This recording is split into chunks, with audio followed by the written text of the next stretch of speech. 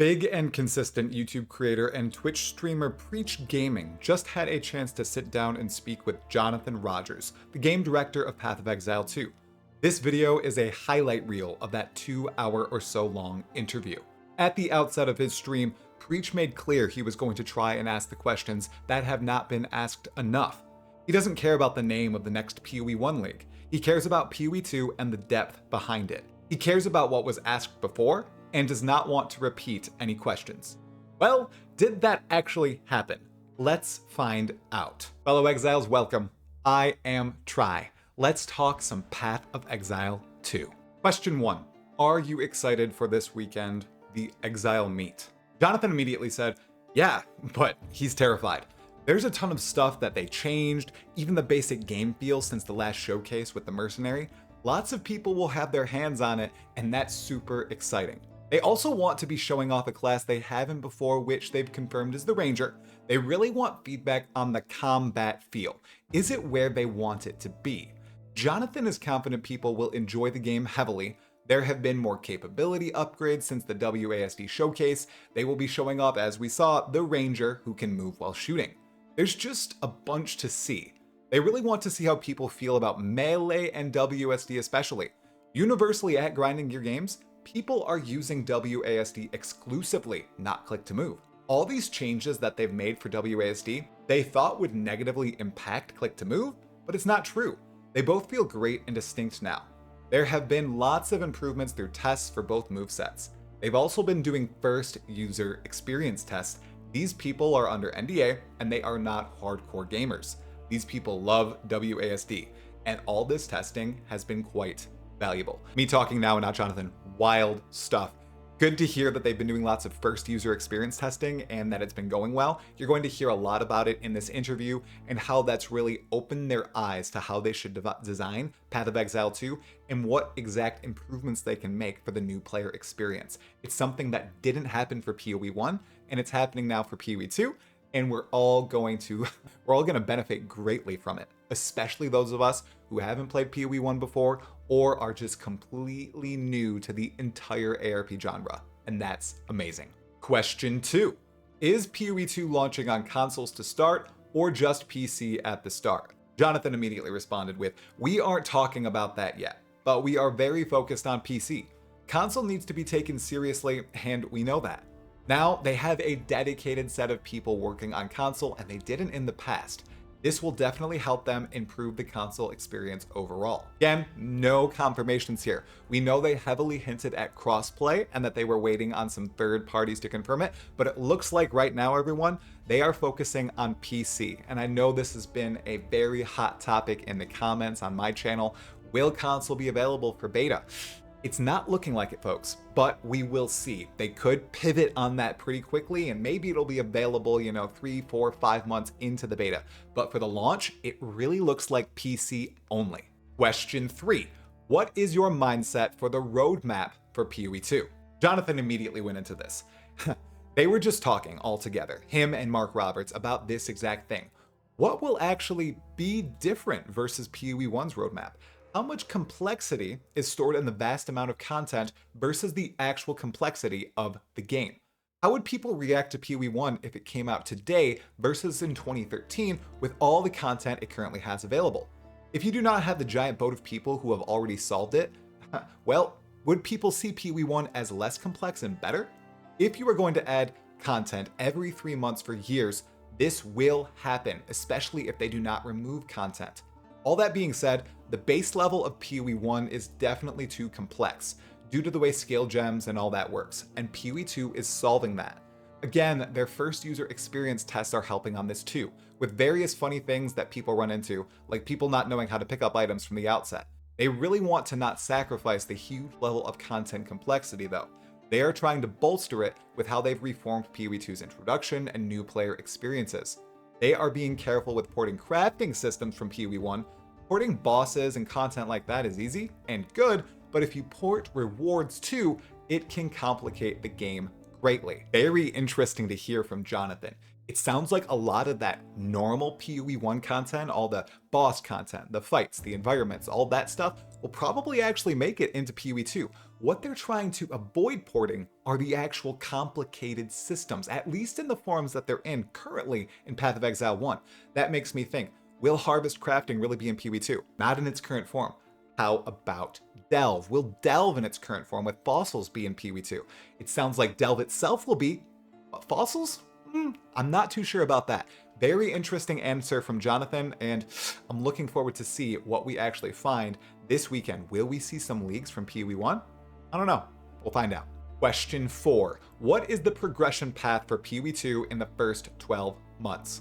Immediately, Jonathan piped in. They would like to get content into the beta as fast as possible. Once you have a blueprint for something and you do not have to do much design, it is so easy to get people to work on it and finish it.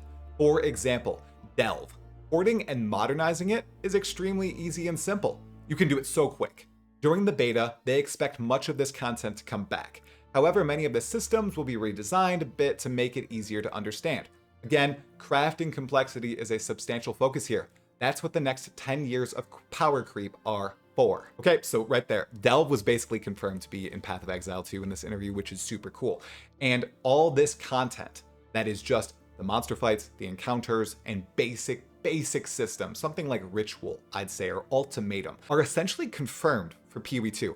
It's the really deep ones that might not initially make it. I'm thinking stuff like Essences, Harvest, Delve, all the other crafting types, probably Heist with its trinkets. All this complex, deep reward systems, they might not make it initially into POE2. That's what the next 10 years are for. Good answer, Jonathan, good answer. Question 5. What is your endgame vision for POE2? Is it different from POE1? Immediately, Jonathan said, we are a fan of people having many endgames to play.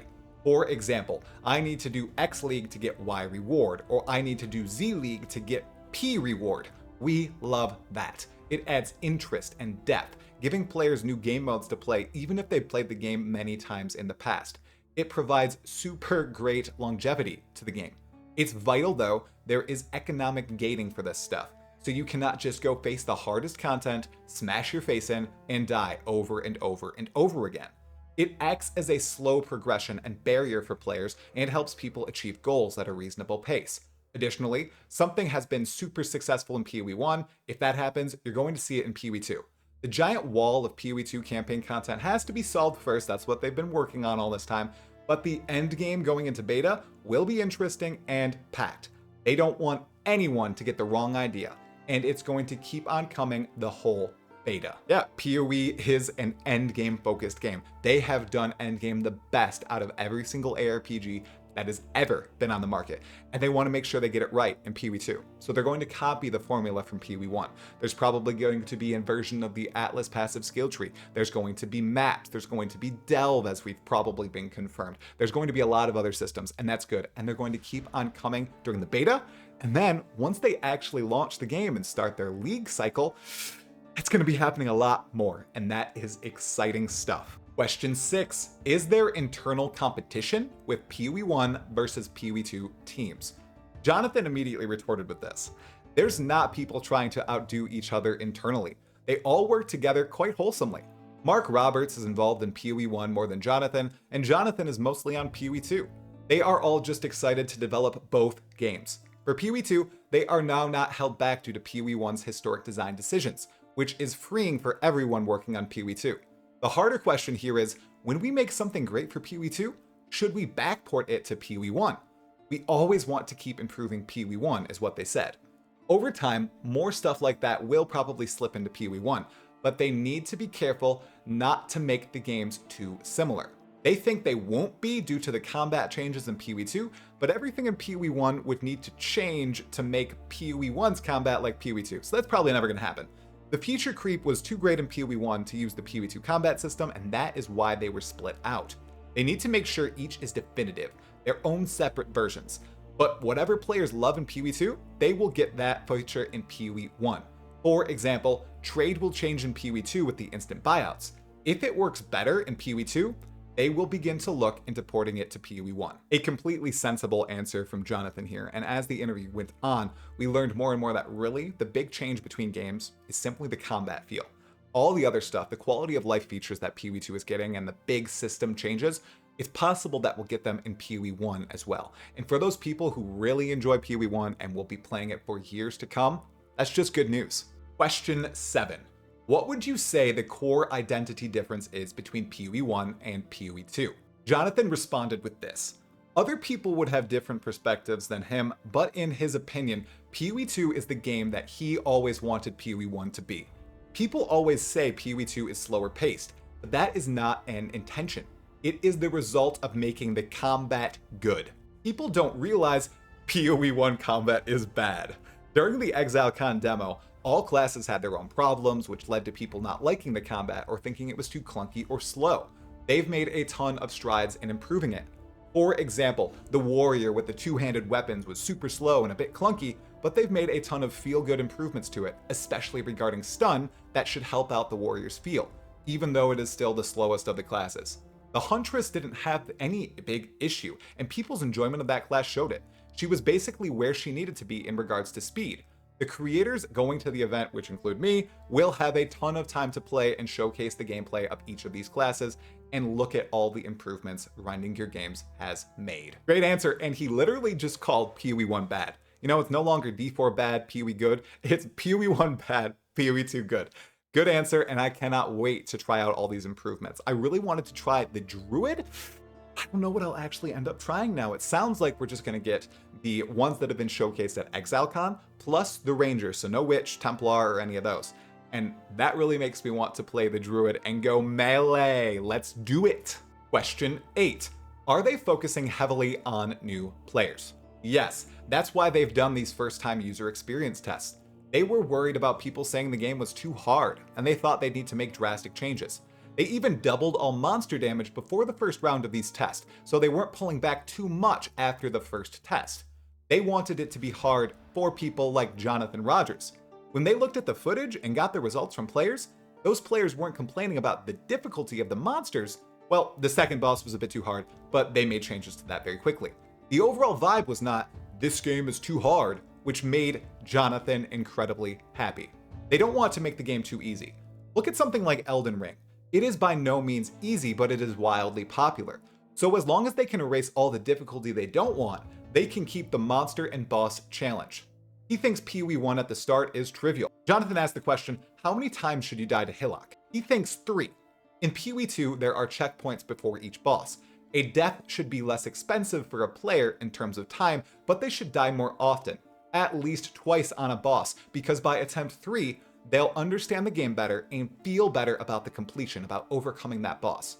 You don't want to be zooming through with easy bosses, as you want to be conditioned to die and not be frustrated by death. That answer is just a chef's kiss, Jonathan. Totally agree on this front, and I think boss design and bosses in POE2 are really going to cement this game as being one of the best. I love now that you're going to have to 100-0 boss, that they reset completely on death, and that they are focusing so much on tells and the players knowing they're going to die and learn from their mistakes in these boss battles to better prepare them for future bosses or even encounters in the rest of the world with packs and stuff. It's very cool to see. I'm super excited, and I'm glad that these first-time user tests are bearing fruit. Nice job, Grinding Gear Games. Question 9. Is POE2 addressing the "why did I die" question? In terms of visual clarity, yeah, they are. The death recap screen isn't being worked on now, but they would like to work on it in the future. Bosses and regular attacks now, though, are in a much better spot than in POE1, and they are just, in POE2, they're just phenomenal. He hopes at the event this weekend, all the creators will be on the same page and that they'll see that visual clarity is excellent and we should know what exactly is killing us. For example, being poisoned now turns the health orb green. It helps a lot. The user cross-user interface experience has changed and been improved a ton. It shall help. Then he moves back to visual clarity. The color, the size, the shape, everything about an effect should communicate what it will do. They are ensuring that happens on their end. They also think a deathlog will happen, but not at beta start. But it will probably happen. They want people to understand how they die without a log, just by the game itself. They want players to play a boss, die, and then tell them why they died. It'd be a fun test, especially with Jonathan.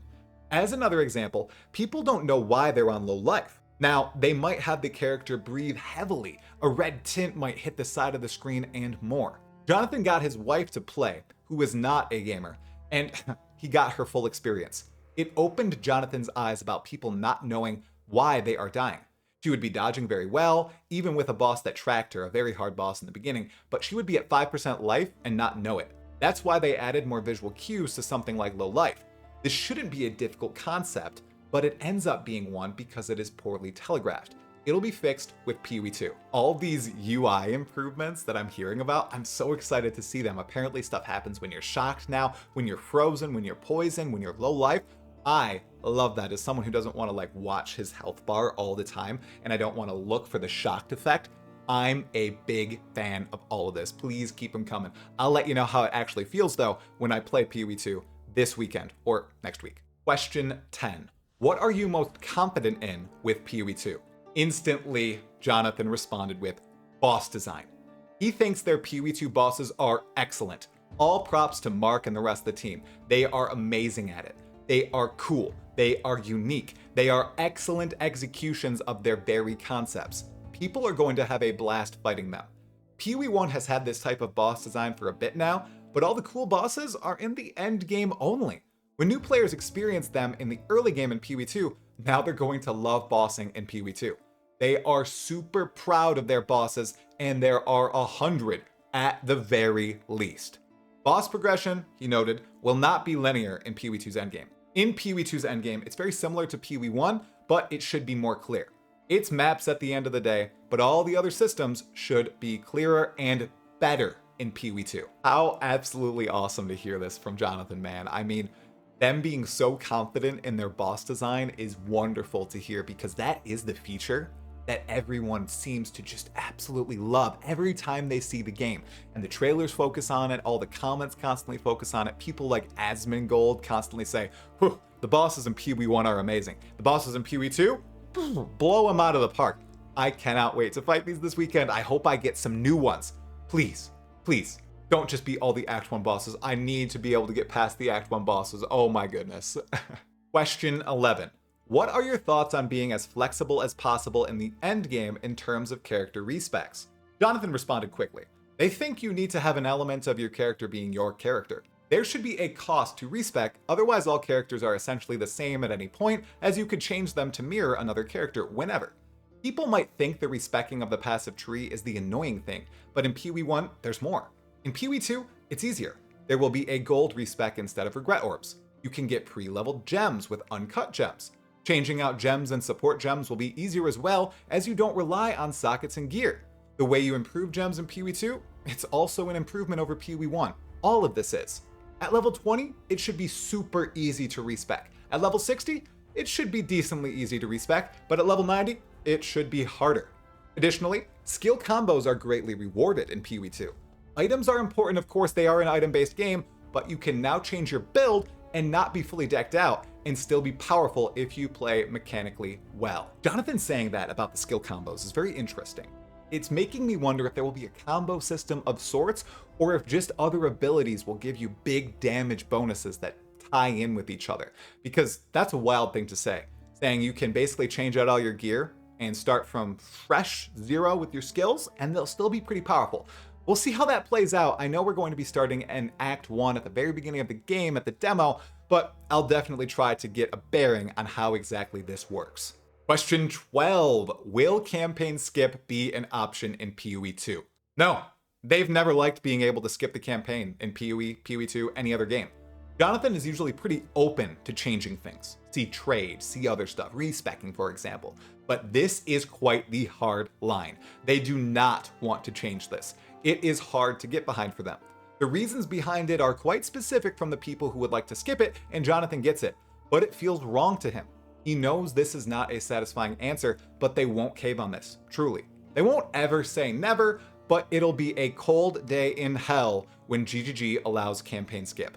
With new characters in any league in POE2, it'll be easier to turbo the campaign with secondary characters, third characters, fourth, blah, blah, blah. But in subsequent leagues, you're gonna do the campaign from the start every time. Big W from Jonathan. I am firm on not being able to skip the campaign as well. People who want to go straight from the end game, from creating a character, I just don't get it.